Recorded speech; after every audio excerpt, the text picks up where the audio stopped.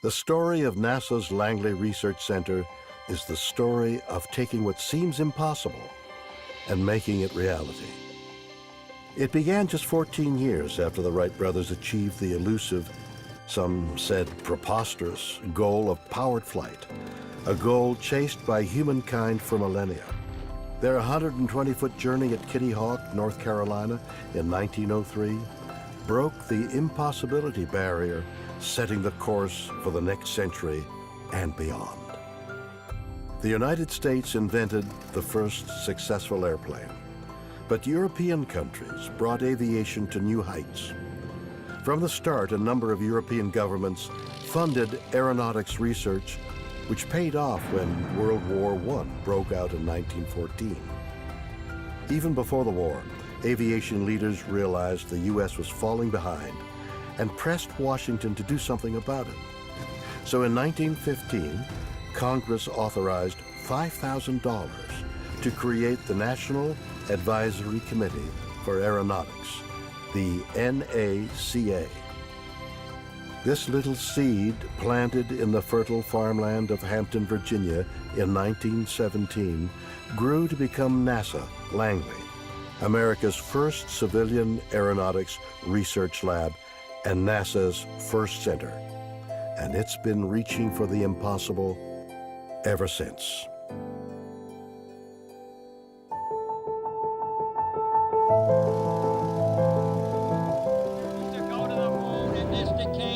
Not because they are easy, but because they are hard.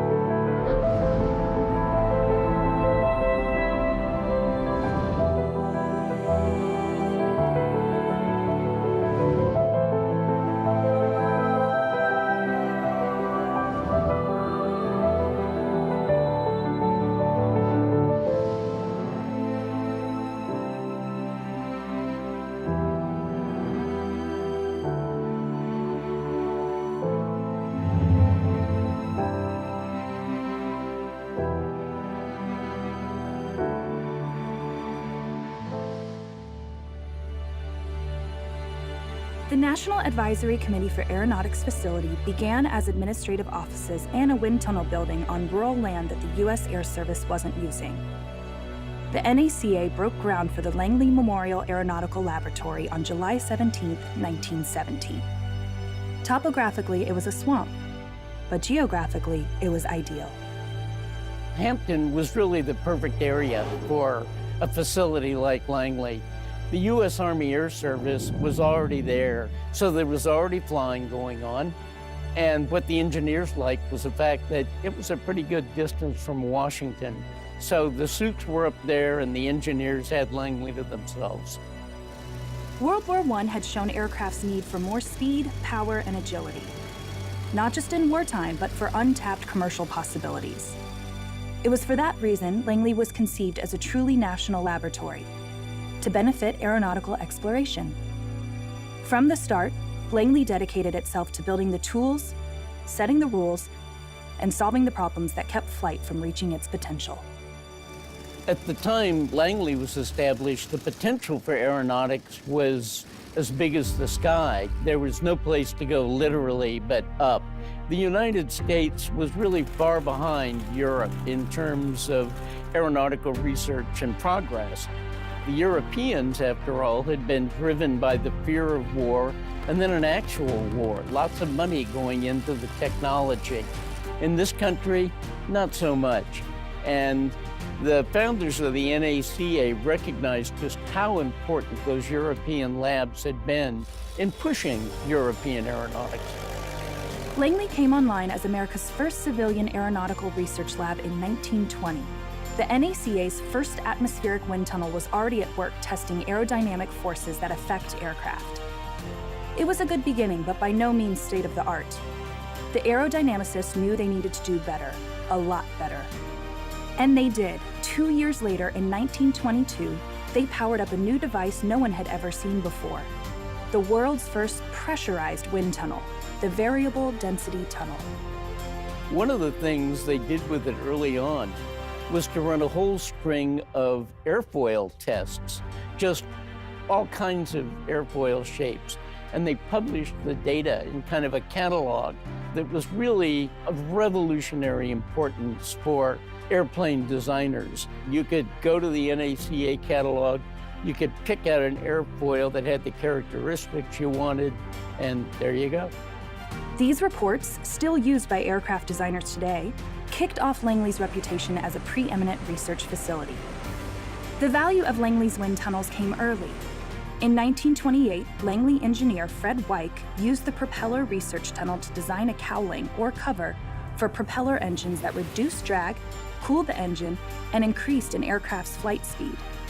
And it was those sorts of improvements coming out of the NACA that really laid the foundation for the advance of both military and commercial aviation in this country.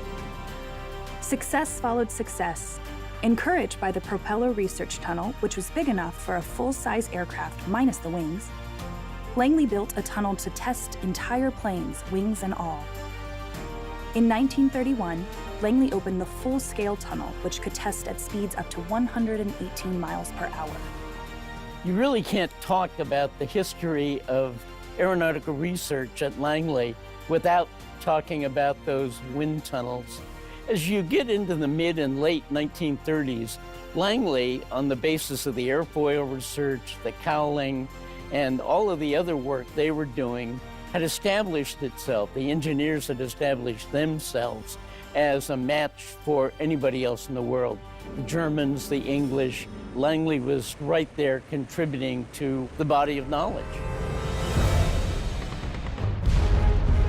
And when the winds of war began to blow, Langley's tunnels were ready to serve. Many believed we would never beat Germany's superior air power. And based on how things looked at the end of World War I, that would be a reasonable assumption. But a lot had changed in one generation. During the war, I think the lights never went out at Langley Research Center. The full-scale tunnel, I mean, you could put a full-scale fighter with a 40-foot wingspan in that tunnel and do really important tests with it. Those tests were possible in part because of women who filled critically important jobs in machine shops, laboratories, and offices, while men were at war. The Langley Research Center just played an incredibly important role during World War II, as it had in the years leading up to the war. After the war, the innovations kept coming to increase structural integrity, safety, and speed. But how fast could we go? Speed was, at that time, one of the things that aeronautics was all about, after all. And Langley, from the days of the NAC cowling and the other advancements, had certainly done its part to build speed. By the late 1930s and during the war, it became clear to engineers, though, that there was a real problem on the horizon. That problem was the sound barrier. During World War II, pilots noted that in steep dives, as aircraft approached the speed of sound, Mach 1, they would behave differently than at slower speeds. Langley's tunnels would again be needed to solve that problem, but first the tunnels themselves had to change. The 8-foot high-speed wind tunnel could handle speeds of up to 500 miles an hour. When you get air much faster than that flowing through a normal tunnel, it began to create all sorts of problems with the reaction of the air to the wall of the tunnel, and you weren't getting good data anymore. In the late 1940s, Langley's Ray Wright, with the support of Division Chief John Stack, experimented with ways to relieve these effects so that testing at transonic speeds could be done. They developed what they called the slotted throat wind tunnel. You'd always been able to test at supersonic speeds and, of course, at subsonic speeds, but it was in the transonic area where the tunnels had a problem until Langley engineers solved it. This was the dawn of the supersonic age. where research would push flight beyond the speed of sound. It was time to take some of the testing out of the tunnels. The U.S. Army Air Force teamed up with Langley and Bell Aircraft to develop an experimental rocket engine-powered aircraft, the X-1. One solution was to design an airplane to go out and gather the data, and that's what the X-1 was. On October 14, 1947, test pilot Chuck Yeager took the X-1 on its 50th flight and became the first person to break the sound barrier. Mach 1 was not only reachable, but thanks to Langley and others' research, just the beginning. The future was suddenly coming at us faster than sound, and Langley was up for the challenge of the new high-speed frontier. At the time the X-1 flew through the sound barrier, it meant a couple of things for Langley. While the wind tunnels were still incredibly important and engineers were still doing that work, now there were these new tools, research airplanes.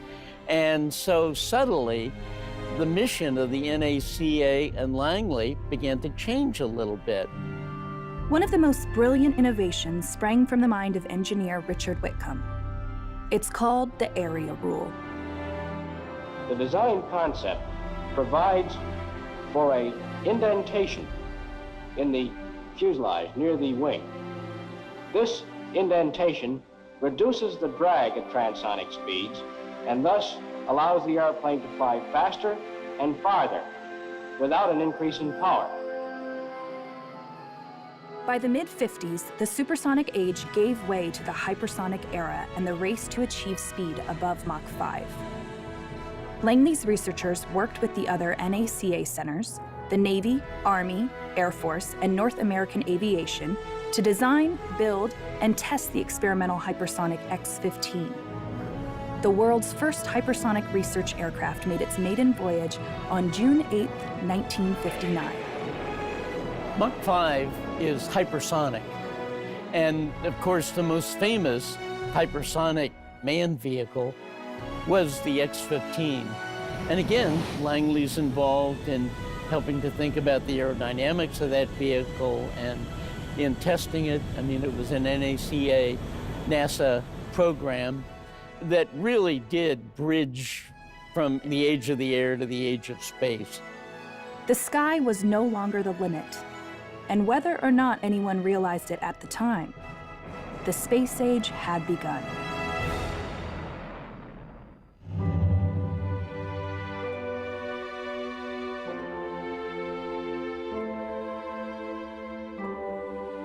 As the early X-planes began to scrape the edge of space, Langley aerodynamicists looked even further. The U.S. had much to learn about rockets, and to learn it, Langley turned to one of its up-and-coming engineers. Well, Robert Gilruth was an engineer, an aerodynamicist, who went to work at the Langley Memorial Aeronautical Laboratory just before World War II. At the end of World War II, he was instrumental in creating the Pilotless Aircraft Research Division. Now, during those early years, they were exploring the flight regime around transonics into supersonic and ultimately hypersonic flight. So it was very much a rocket development organization. The team's launching of test rockets from Wallops Island, a remote former Navy base on Virginia's eastern shore, was mostly pure research, until the day the mission changed. In October 1957, the Soviets launched the Sputnik spacecraft and stunned the world. The next July, President Eisenhower signed an act to create a space agency. On October 1, 1958, the 4 NACA research labs, including the newly named Langley Research Center, formed the nucleus of the National Aeronautics and Space Administration. NASA now included a human space program.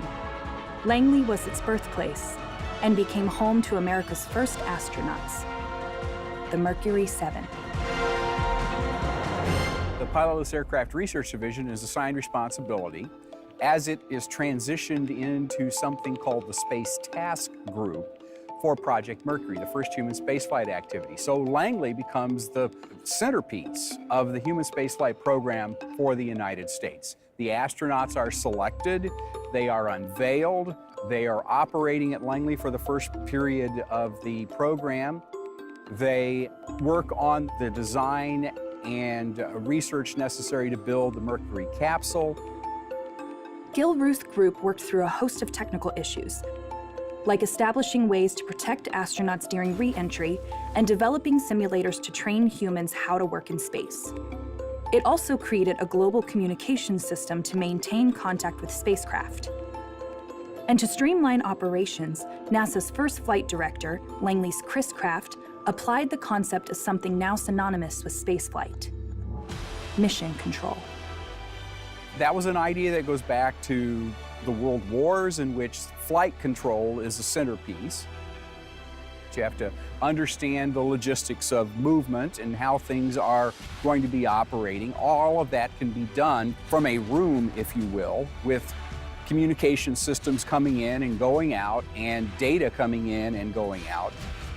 And they modified those ideas from the military and created the modern mission control. All of these technological advances required mathematical experts. One of the most well-known was Langley's Katherine Johnson.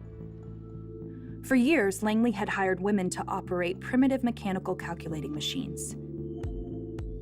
Later, those human computers included African Americans, like Johnson, who went on to calculate the trajectory analysis for the first American in space, Alan Shepard. She also verified computer calculations for John Glenn, the first American to orbit the Earth. Her contributions were so great that she was later awarded the Presidential Medal of Freedom. In the 1960s, the space age, born at Langley, took its next giant step, with a little nudge from President John F. Kennedy. Just 20 days after Alan Shepard's historic 1961 flight, the president gives his decision to go to the moon speech. We choose to go to the moon in this decade and do the other things, not because they are easy, but because they are hard. Because that goal will serve to organize and measure the best of our energies and skills. Because that challenge is one that we're willing to accept, one we are unwilling to postpone, and one we intend to win, and the others too. It's a technological miracle in many ways. No one's ever even tried this before in terms of reaching the moon. There were three options that anyone could think of. The first option was, let's build a really big rocket, let's fly it to the moon, and then let's land a piece of it on the surface. And that sort of direct ascent option was very quickly put off the table because it was just too expensive and difficult to do. The second option was called Earth Orbit Rendezvous. You send up multiple spacecraft into Earth orbit. You convene a armada, if you will, in Earth orbit. They assemble a set of vehicles to go to the moon. They go to the moon, they do their mission, and they come back. But then a less expensive dark horse candidate arrived on the scene: Lunar Orbit Rendezvous. In fact, it did not have a very strong following in the senior leadership at NASA in the early 1960s. And a Langley engineer by the name of John Hobolt did the math on this, worked out how it could be undertaken successfully and more easily than Earth Orbit Rendezvous. Hobolt envisioned a modular spacecraft, launched as one unit. As the main capsule orbits the moon, a lander with 2/3 of the crew would detach and go to the lunar surface. Hobolt's idea won out.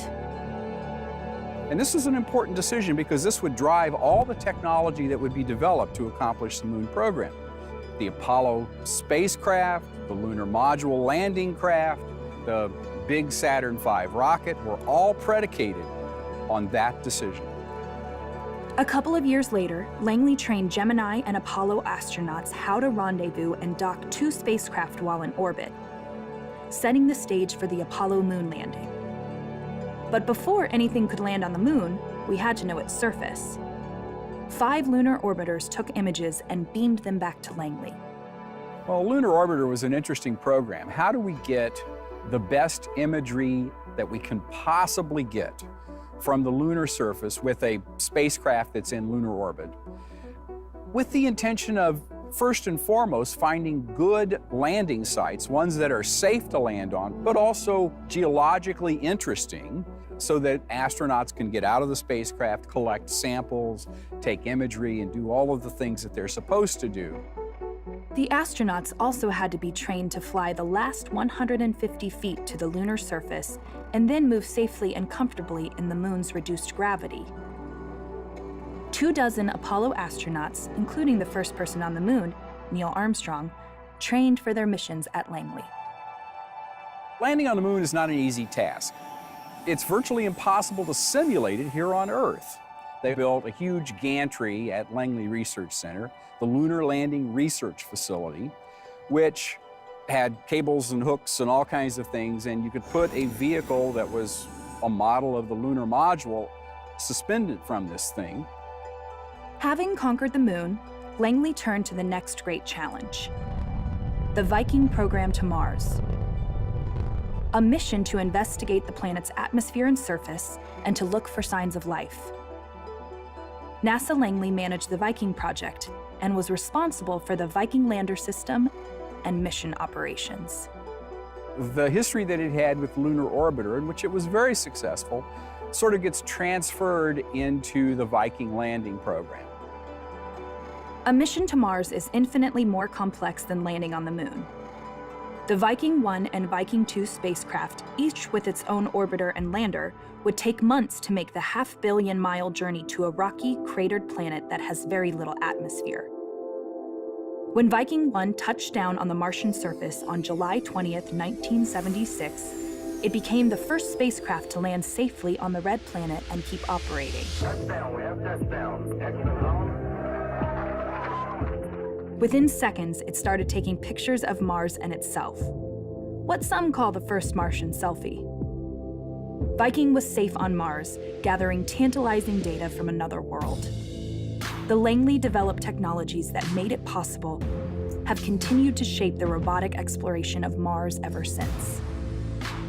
It was a very significant coming of age for both NASA and Langley Research Center. Langley was assigned this task and did it beautifully. By the time Viking 1 blinked out in 1982, the world's first reusable spacecraft, the Space Shuttle Columbia, was starting its 5th mission. It launched on a rocket and returned to Earth like a glider. Reusable spacecraft goes back to Buck Rogers in the first part of the 20th century. The cartoon strips, the movie serials, the feature films, they all use reusable spacecraft. Langley's researchers knew about reusable spacecraft from their work in hypersonic gliders and space planes. Beyond testing the preliminary shuttle designs and capturing tens of thousands of hours of wind tunnel data, Langley's engineers also conducted structures and materials tests, evaluated shuttle tire and braking systems, and improved its thermal protection system. From 1981 through 2011, NASA's 5 shuttles flew 135 missions. Its crew transported large cargo to low Earth orbit, launched, repaired, and recovered satellites, and helped build the International Space Station. With astronauts living and working in space since the year 2000, and commercial companies now conducting supply missions to the space station, NASA could focus on deep space travel. With the Red Planet again in our sights, Langley and other NASA centers are working on the Orion crew capsule and heavy lift rocket, the Space Launch System, or SLS. Mars is sort of the big enchilada of places we'd like to go. And I don't think there's anybody in the space community, and probably a whole lot of people outside the space community, who would like nothing more than to see astronauts set foot on the Red Planet. It's hard to do. There's radiation hazards, there's the microgravity environment that has to be dealt with. All of those are challenges that need to be overcome to undertake a human mission to Mars. Langley Research is tackling these challenges and many more. Just like the testing of the Saturn V and shuttle designs, SLS models are being tested in Langley's tunnels and with Langley computer know-how. And Langley engineers have led efforts to build a launch abort system designed to carry the crew away in the event of an emergency during liftoff. Versions of the Orion capsule have gone through testing at the same gantry used to train the Apollo astronauts. Splash tests of Orion mock-ups, outfitted with sensors, and some equipped with crash test dummies, will help us better understand what the spacecraft and astronauts may experience when returning home after deep space missions. One of the things that you have to do is come down in some sort of target area that is within the bounds of the ships that you've got at sea that are going to recover this vehicle. You do not want to leave the astronauts bobbing in the water for too long. Langley researchers are using all their tools to make sure everything is on track for our journey to Mars.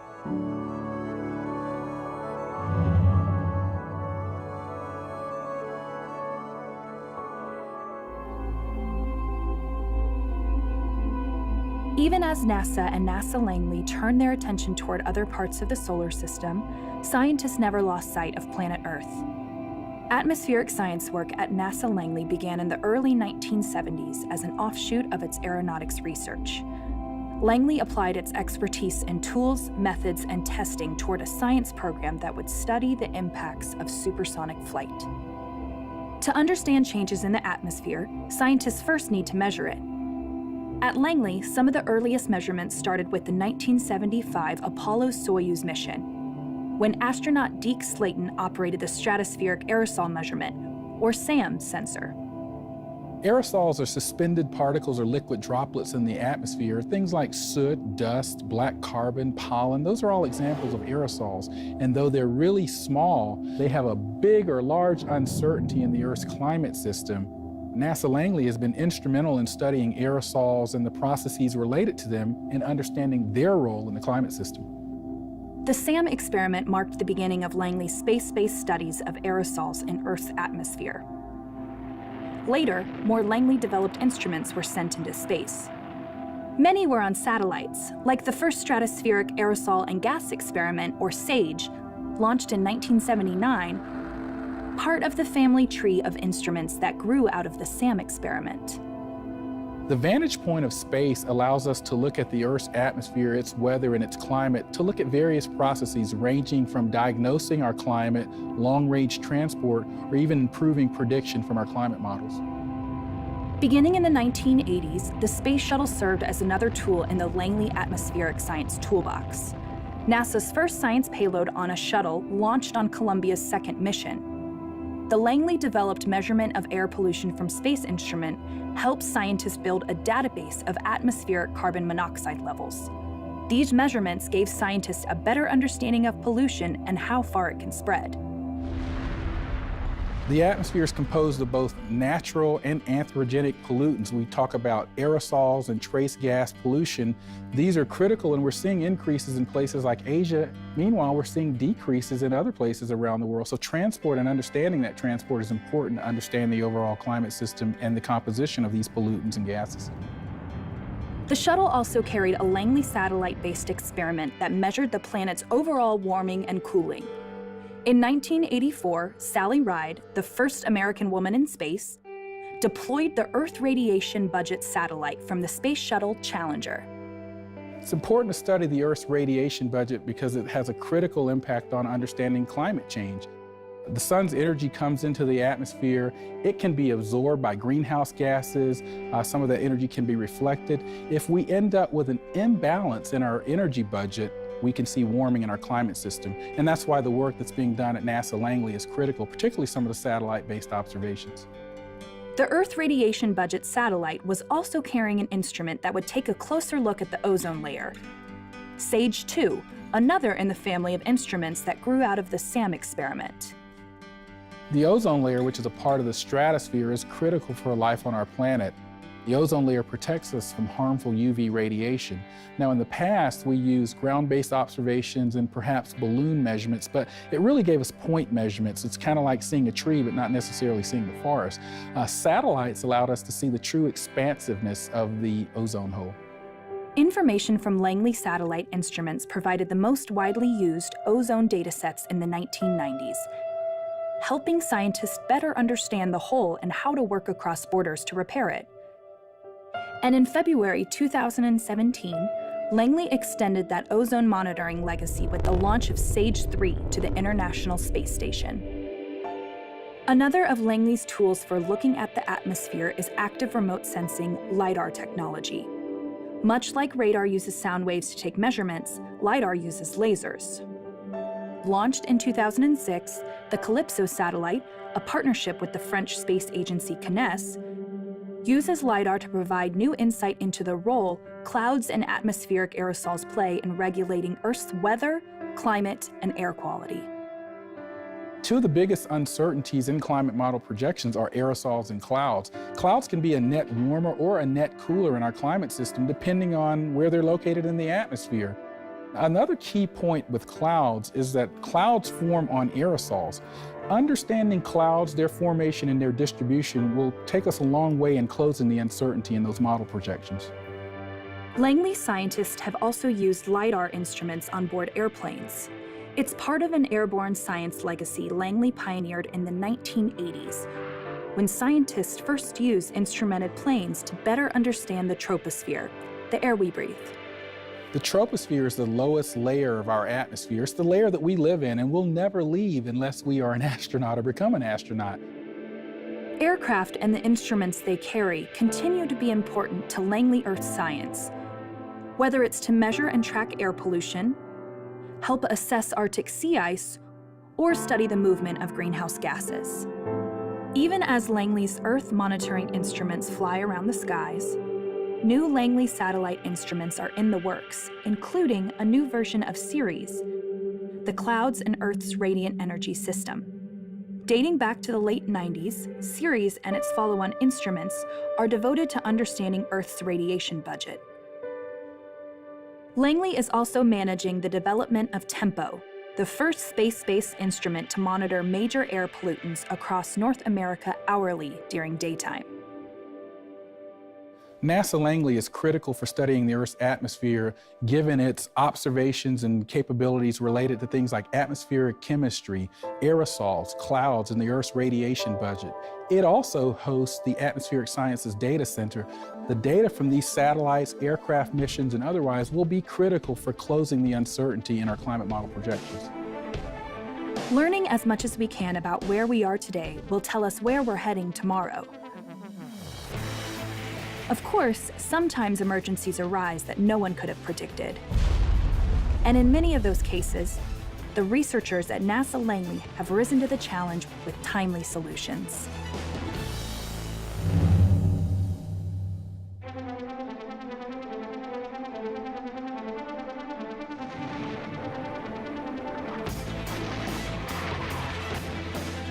Wartime is the ultimate national emergency. And in World War II, Langley earned its wings once again. By methodically examining individual warplanes, engineers learned how to squeeze maximum aeronautic efficiency out of each one. It was called drag cleanup. The magic happened in the full-scale tunnel, starting with the Navy's Brewster Buffalo prototype fighter plane. This Brewster Buffalo is the classic example. They bring in a plane that's not working the way it's supposed to. It's not performing the way the engineers designed. It wasn't going to meet the basic contract requirements. The real achievement of the drag cleanup study was this invention of a new process for quickly evaluating the performance of a particular aircraft design. By the war's end, more than 30 varieties of military aircraft flew faster because of drag cleanup. And you cannot overstate how important that was to the performance of these vehicles throughout the Second World War, and really helped give the Allies an edge in their air power. Langley's engineering also made a difference in civil aviation. It benefited the nation and the industry by producing amazing aircraft right after the Second World War, airplanes that could fly faster and farther and higher than anything that had ever been designed in human history. Those new advancements came at a cost. Vibrations that are inconsequential at lower speeds can be catastrophic as planes flew faster. The vibrations, called flutter, could literally shake a plane to pieces. And then suddenly in 1959, an Electra fell out of the sky and another one fell out of the sky, and people lost their lives. And this was a profound crisis for the airline industry. The Federal Aviation Administration ordered tests to find solutions. Industry turned to NASA Langley and its new transonic dynamics tunnel, designed to study the effects of wind gusts and structural vibration on aircraft. It was a blockbuster test for that tunnel. But what they did in this work was discover the root of the problems. What caused this vibrations? What caused the flutter to occur? And more importantly, how to fix it. The Langley testing did more than prevent further accidents and save countless lives. It also set the pace for the aircraft industry. I think one of the really important contributions that Langley made in this particular moment was that it taught industry how to work together productively, how to identify a research problem, how to solve it, and more importantly, it set up a research agenda for decades to come. Langley's problem-solving expertise was called on again after the 1985 crash of a Delta airliner at Dallas-Fort Worth Airport that killed 136 people. It went down trying to land in a thunderstorm, doomed by a wind shear downdraft, the second such crash in 3 years. The FAA tapped NASA Langley to lead airborne wind shear and microburst detection research. A microburst is kind of a mini tornado, but in reverse. And wind shear is when those wind currents suddenly shift unexpectedly. Because of these sudden changes, it makes it extremely hazardous for pilots if they're at the point of a flight when they're trying to land the plane. This is when a number of accidents occurred. Langley developed a system to better understand and analyze these unusual weather conditions. Langley researchers come up with a numerical scale they call the F factor to help pilots understand the severity of wind shear. That number, this F factor, if you will, is incorporated into FAA regulations today. But it's a great example how one piece of research can have national impact. Because of NASA Langley research into sensors that warn pilots a microburst is ahead, wind shear accidents in the US have been virtually eliminated. But it's not just outside agencies that rely on NASA Langley's expertise. After Challenger exploded in 1986, Langley engineers tested the solid rocket boosters' failed O-rings. Other Langley researchers focused on the booster joints and came up with a whole new design.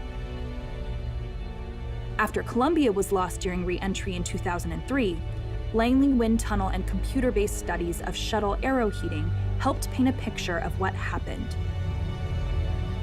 Langley then focused its technical strengths on shuttle's thermal protection system, what made it fail, how to inspect it, how to repair it in orbit, and determine when it was safe to fly, even with minor damage.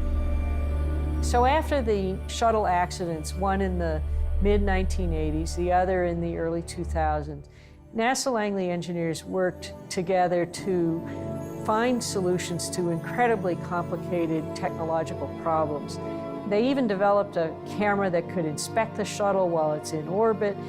But the most important contribution they made was helping the United States return to space.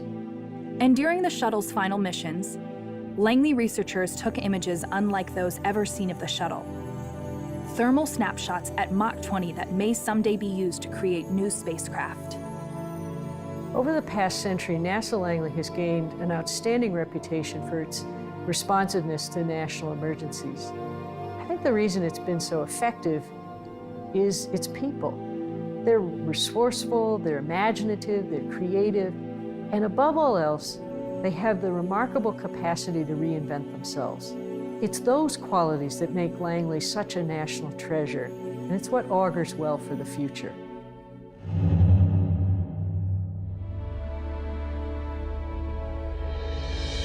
From the beginning, NASA Langley has been in the business of shaping the future. First, we conquered the air, then the sound barrier. After that, the moon. Next step, Mars and beyond. While we've celebrated successful Martian landings, starting with NASA Langley's Vikings in the 70s, and more recently, rovers like Spirit, Opportunity, and Curiosity, future missions will require larger craft, bigger payloads, and eventually human explorers. That will demand improved entry, descent, and landing, EDL technologies that must slow a Martian lander from 16,000 miles per hour for a safe and precise landing.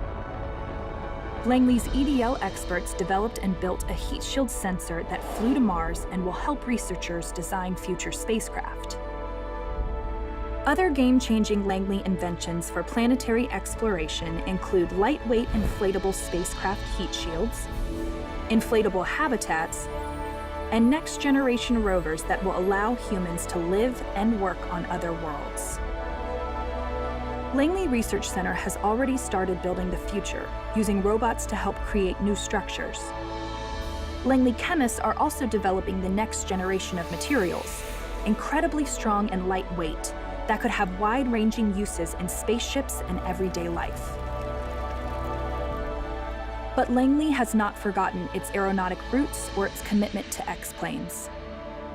Almost 70 years after Chuck Yeager broke the sound barrier, Langley is working with industry on a supersonic passenger jet that would transform the sonic boom into a neighborhood-friendly sonic thump.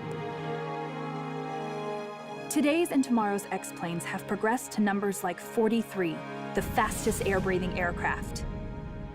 The X-48, a new aircraft concept designed to be greener and more fuel efficient. And the X-57, the first all-electric aircraft. All are being tested or developed at NASA Langley. On a smaller but perhaps even more ambitious scale, Langley engineers are looking at concepts like personal air vehicles and drones that require the development of intelligent autonomous systems that can allow machines to learn and act independently. Other Langley visionary research will explore new ways to better understand our home planet. Langley scientists are developing low-cost, small satellite technologies to observe the climate and air that we breathe. Sensors and instruments on spacecraft, aircraft, and on the ground, combined with computer modeling, will help us better predict and understand conditions here on Earth, and will continue to add to our long-term climate data records, so critical to understanding our planet. 100 years ago, NASA Langley rose from the farmlands of Hampton, Virginia, to become an aerospace research powerhouse. The trajectory of Langley's mission has carried it beyond the sound barrier, beyond our atmosphere, and even beyond the moon. All the while, NASA Langley's advances in materials and atmospheric science are improving life right here on Earth, expanding our knowledge and protecting the planet. Whether pushing the envelope of science and engineering or responding to national emergencies, the people at Langley are already hard at work shaping its next 100 years, transforming science fiction into reality.